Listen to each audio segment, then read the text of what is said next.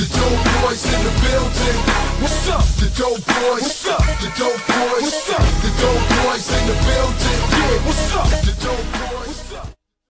What is going on, ladies and gentlemen? AJ Good here at the House of Masks, and as you can see, we've got a little bit of a different backdrop. I have started to move my office into my actual bedroom because I just didn't use the office as much as I thought. So I figured why not try to save some room and maybe use the office for something else in the future and just make my bedroom like the editing space and like a bedroom of doom. So all of my dorky passions have now made their way into the bedroom, and we have officially started on the mask room downstairs, and I don't just mean the teardown.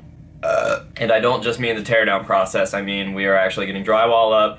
We're going to do something with the ceilings and the floor, and then shelves will go in, and everything is going to be perfect, and I can't wait to have everything back in order. So, today's video is going to be a mask review. It's not going to be for the artist. I just received this mask, so I want to show it off a little bit.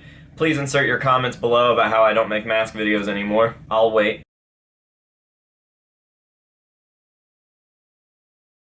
Alright, so the mask that we are going to be talking about today is none other than the Sonisphere Corey. And some of you guys that aren't like super hardcore Slipknot fans might think that this is a joke because this mask looks goofy as fuck, but I will tell you what, this is a super accurate replica of Corey's Sonisphere mask. As derpy as it really is just a really good replica. It's signed by Corey there on the head.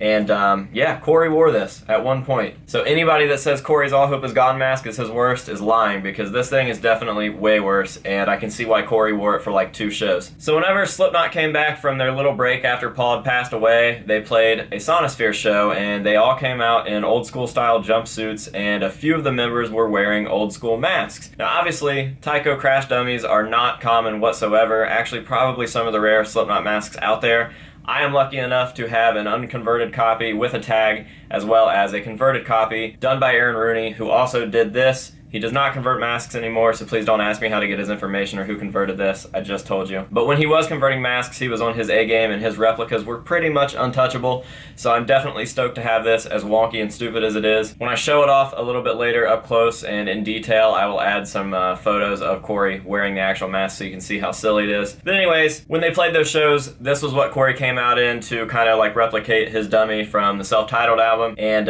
it just looked really silly. It looked silly, and apparently it wasn't super comfortable because he retired it after like 2 or 3 shows. I can't remember exactly how many they did, but I'm pretty sure it was 2. And apparently it just did not feel good, so he went back to his All Hope Is Gone for the rest of that little leg. But yeah, there it is. I got this off of Matthew Donnelly. Super easy transaction. He had started thinning out his collection, and I definitely needed this Corey for my Corey set, which we are slowly knocking out. I think I have an Iowa on the way, and then like 4 more Samuel Dean 0.5 Corys. And I'll be doing like paint tutorials and all those to do into the different versions of the Corys that I need from 0.5. But yeah, I'm super stoked. There was a little bit of rot right there on the nose, as well as like a rot and a crack right here, which I do plan to go over with a little bit of liquid latex and reinforce in the back, and then I will weather over it so that you really can't tell. Everything else about the mask is in pretty good shape. There is a little tear right here, which I don't know if that was done on purpose. I haven't studied photos of this mask close enough to tell you if that is part of the mask or if it actually just ripped there, but if it did, it'll be an easy fix. The mask itself isn't really rotting. There's no sticky or hard parts aside from right here, and it doesn't seem like it's gonna get any worse. So I think that after I rehaul it just a little bit, it should be in good shape and probably outlive me.